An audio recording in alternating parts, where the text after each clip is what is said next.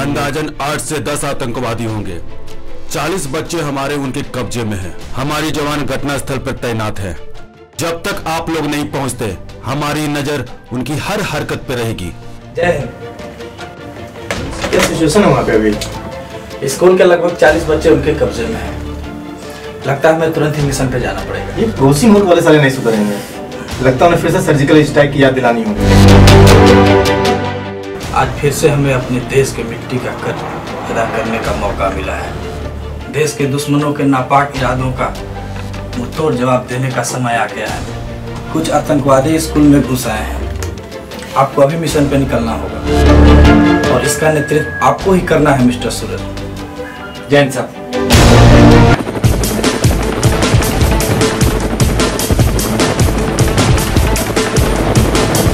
क्या बात है सर, आज आप बहुत खुश नजर आ रहे हैं।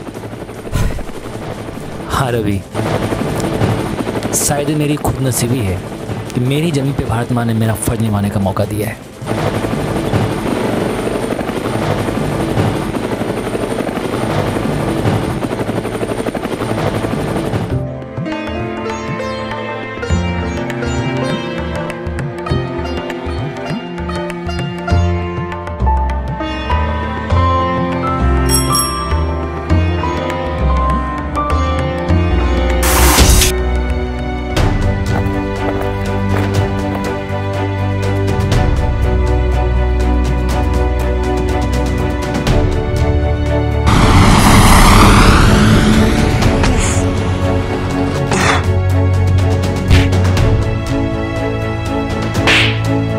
इसे क्यों मार रहे हो? अभी तो उसे मारा है, दोबारा अगर हाथ से झंडा गिरा ना तो ये हाथ तोड़ दूंगा।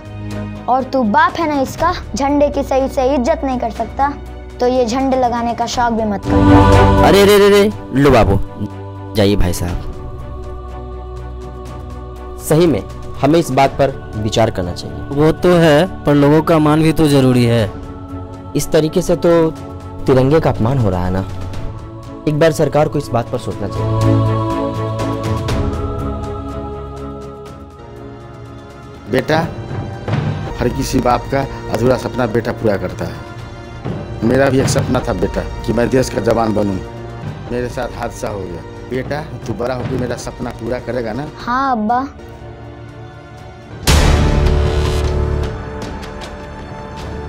आप लोग कौन हैं और इतनी रात पे यहाँ? भाई हैं हम आपके, और बस हम लोग रात भर का पनाह चाहते हैं। आप तो हमारे कौम के हैं। आपको मालूम नहीं इस्लाम खतरे में है, काफिरों से जंग चल रही है हमारी। इस जिहाद में आपसे थोड़ी सी मदद की जरूरत के नाम पर गलत कर रहे हैं आप लोग। इसमें आपको कोई मदद नहीं। क्या ख्याल है आपका? आप टेंशन क्यों ले रहे हैं? बस रात भर की तो बात है। अब्बा, ये लोग कौन हैं? मामा हैं हम आपके। काफी दिन हो गए थे अब्बा से मिले। आपके लिए एक तोहफा लाया, ये लीजिए। कैसा लगा ये तोहफा? अच्छा है मामा, पर ये चलता कैसे है? काफी समझदार हैं आप। और एक आपके अब्बा हैं जो बात समझने को तैयार ही नहीं।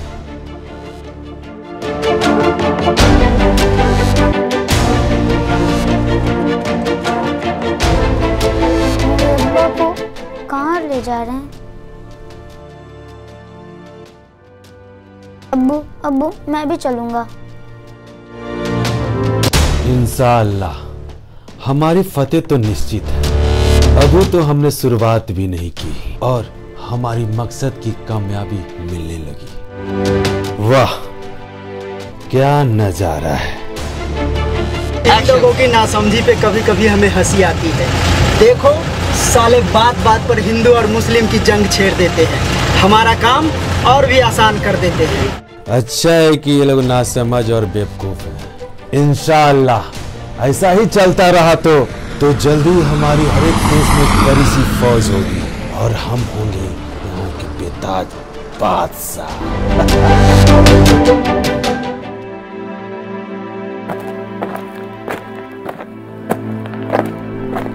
यहाँ क्या हो रहा है और यहाँ इतनी भीड़ क्यों लगी हुई है? कुछ नहीं बेटा, तू अंदर जा। साले आतंकवादी की औलाद, मुझे पहले से मालूम था तेरा बाप आतंकवादियों से मिला हुआ है और हम लोग के बीच सच्चे हिंदुस्तानी होने का नाटक करता है। आखिर सच्चाई सामने आ ही गई। तुम मुसलमानों पे ना कभी भरोसा नहीं किया जा सकता है। तुम हिंदू बार बार मुसलमानों को गाली क्यों देते हो?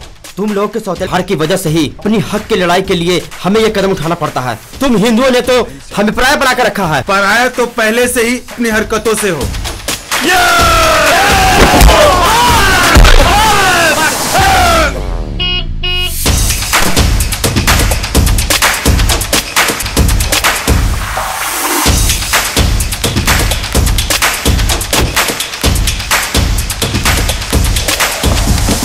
मामा, मुझे बचा लो मामा, वो लोग मुझे मार डालेंगे। डरो मत, मैं हूं ना। हमने आपके अब्बा को समझाने की बहुत कोशिश की पर वो समझ नहीं पाए। अब हम लोग मिलकर उन लोगों को समझाएंगे। चलो मेरे साथ।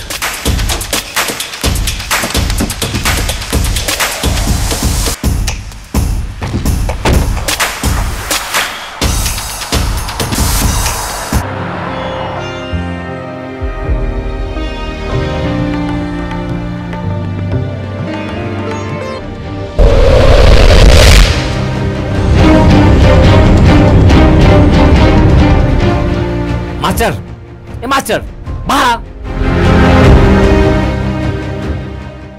ये क्या है? गलती हो गई इकबाल, रस्सी ढीली पड़ गई होगी। अगर सान बढ़ने का इतना ही शौक है तो इसे मजबूती से बांध के रखा कर। अगर मेरे दिमाग की एक मिनट ढीली पड़ गई ना तो तुझे ऊपर से नीचे तक तोड़ दूंगा। खैर मना कि मेरी नमाज का वक्त हो गया है, वरना आज तेरी खैर नहीं थी। संभाल कर रख, ये अंदर ध्यान रखना।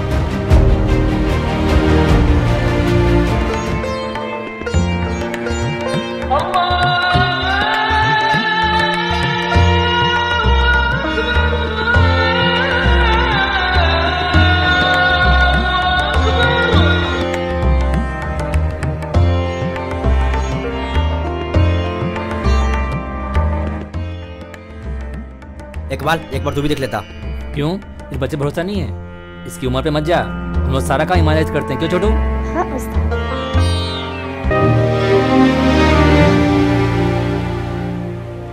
अरे 10 रुपया कम है इसमें। बच्चा बनाया ना, तुमने तो नहीं बनाया। चिंदी चोर, ले पकड़। छोटू तो समझ लेना। साला चिंदी चोर कहाँ कहाँ से आ जाते। भाग, तुम भाग इधर से। साला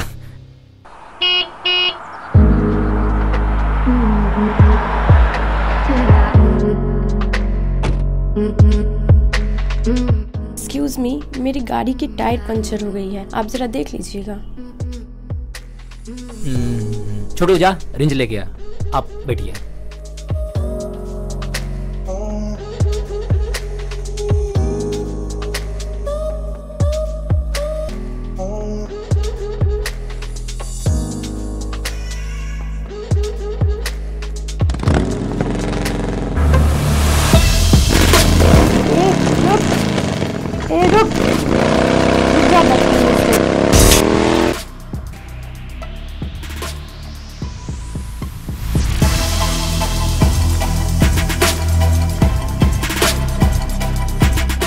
के सब नामर्द है यहाँ। हेलो, क्या जमाना आ कुछ गया, प्रॉब्लम हो इस गया। मजाक बन के रह गया। हर जगह करप्शन ही करप्शन है। नेता लोग आते हैं और सिर्फ भाषण देके चले जाते हैं। अब तो देश में रहना मुश्किल। देश को क्यों कर है बे? हाँ? और तू जिस करप्शन की बात कर रहा है ना, वो हम लोग की वजह से है। जब नेता चुनने की बारी आती है तो जात धर्म और निजी स्वार्थ को देखकर तुम लोग वोट करते हो और कुछ समझ में नहीं आए तो वोटिंग के दिन घर बैठ जाते हो और आत्मचिंता हो रही है। जिस दिन हम लोग सुधर गए ना, इन गद्दारों और गुंडों की तो खैर नहीं। बात करते हैं सबके सब। साला भाषण देता है, बात करेगा। खुद भ्रष्ट है और चले हैं देश सुधारने, खुद तो सुधरेंगे नहीं। सबके सब खाली तमाशा देखेंगे। जा चाय लेके आ यार, मूड खराब हो गया। वाह, बातें तो बहुत बड़ी बड़ी कर लेते हो, पहले तुम्हारी ईमानदारी कहाँ चली गई थी जब वो गुंडे मुझे छेड़ रहे थे? क्यों? ऊपर वाले ने हाथ तुम्हें सिर्फ चूड़ी पहनने के लिए दिया है और ये फोन बॉयफ्रेंड से बात करने के लिए? और पुलिस का भगवान है जो तुम्हारी आत्मा की बात सुनकर घटना स्थल पर पहुंच जाएगी, उसे फोन नहीं कर सकती तुम? अरे नहीं, फोन क्यों करोगी? तुम्हें तो पुलिस प्रशासन का सिर्फ मजाक बनाने आता है। तुम्हें कानून का सारे रूल मालूम है, लेकिन उसका इस्तेमाल नहीं करोगी और ऐसे गुंडों का मान बढ़ाते रहोगी। खुद को इतना कमजोर बना कर रखा, कुछ भी हुआ तो मर्दों के सामने बचाओ बचाओ। मालूम है जिस आरक्षण को तुम लोग ताकत समझती हो ना, वही तुम लोग को अंदर ही अंदर खोखला करके कमजोर बना रही है। सोचो सोचो, ऊपर वाले ने किस चीज की कमी रखी है मर्दों से तुम लोगों को? खुद को पहचान गई ना तो दुपट्टा छीनने की बात तो दूर, ये गुंडे तुम नजर उठा के देख भी नहीं सकते। और हाँ, मत भूलना रानी लक्ष्मी भी एक औरत थी। सबके सब एक दूसरे को कोसते रहेंगे, खुद तो सुधरेंगे नहीं। ए छोड़ू, चल लगे यार। तुम जैसे लोगों को यहाँ नहीं, देश के रक्षक के रूप में होना चाहिए। मुझे मत बता मुझे कहाँ होना चाहिए कहाँ नहीं। मिलिट्री का एंट्रेंस एग्जाम देकर आया हूँ, मुझे पूरा विश्वास है अपने आप पे कि मेरा जॉइन लेटर आता ही होगा।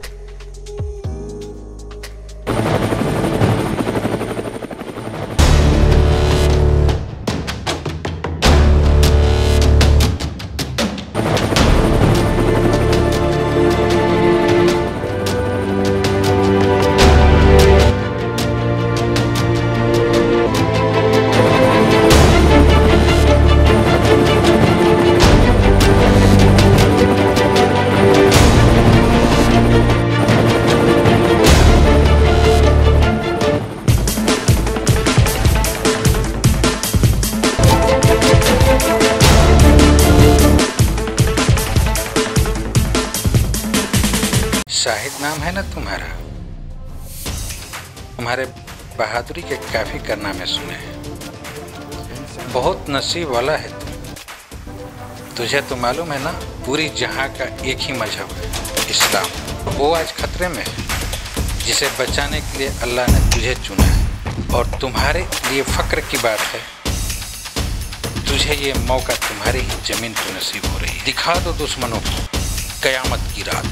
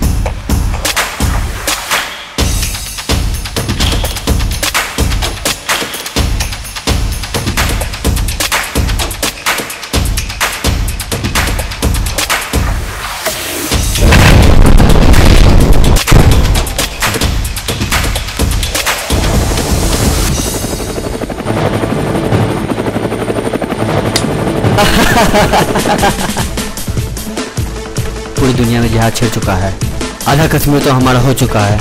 इंशाअल्लाह अगर ऐसा ही चलता रहा तो एक दिन पूरा हिंदुस्तान हमारा हो।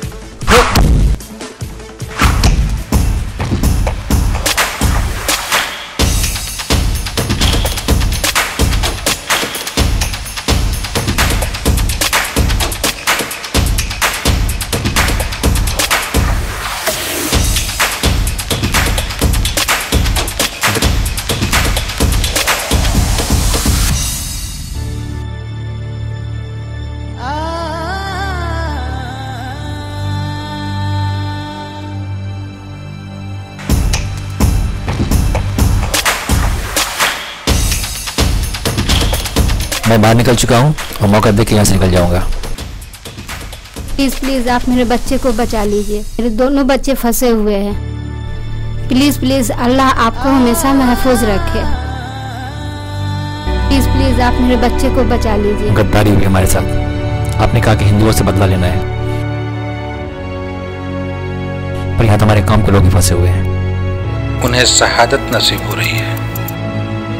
सोचो तुम्हें इस मुकाम तक पहुंचने में कितना वक्त लग गया। अल्लाह ने रहम बरसा है, मजहब के इस जंग में कुर्बानी का मौका दिया है। रईस हो गया ना पाकिस्तान में किराए का गुंडा, आखिर कब तक मासूमों को जिहाद के नाम पे आतंकवादी बनाता रहेगा। वक्त रहते सुधर जा, वरना सर्जिकल स्ट्राइक याद है ना, अगर सब फिर गया ना घर में घुस कर मारेंगे। गलती दोबारा मत करना, वरना हिंदुस्तान की बर्बादी का नजारा पूरी दुनिया देखेगी। आंधी तूफान से बचने की हैसियत नहीं है और हिंदुस्तान की बर्बादी का बात करता है।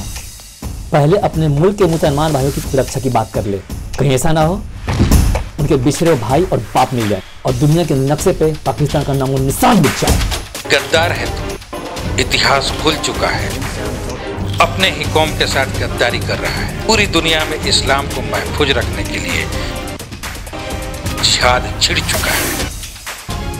अब हिंदुस्तान में बर्बादी ही बर्बादी होगी। अपने निजी स्वार्थ के लिए मुसलमान भाई को भड़काना छोड़ दो। और जिस जिहाद की बात करता है उसका मतलब भी पता है तुझे?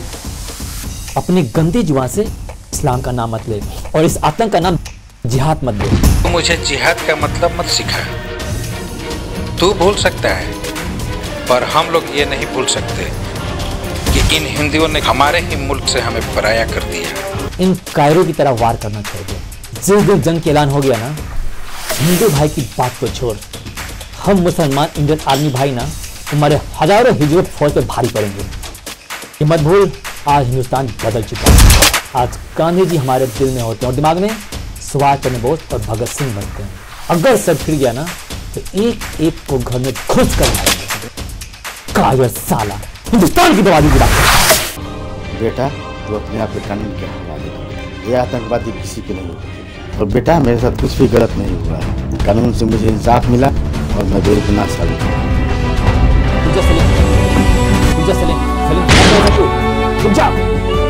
मैंने कहा ना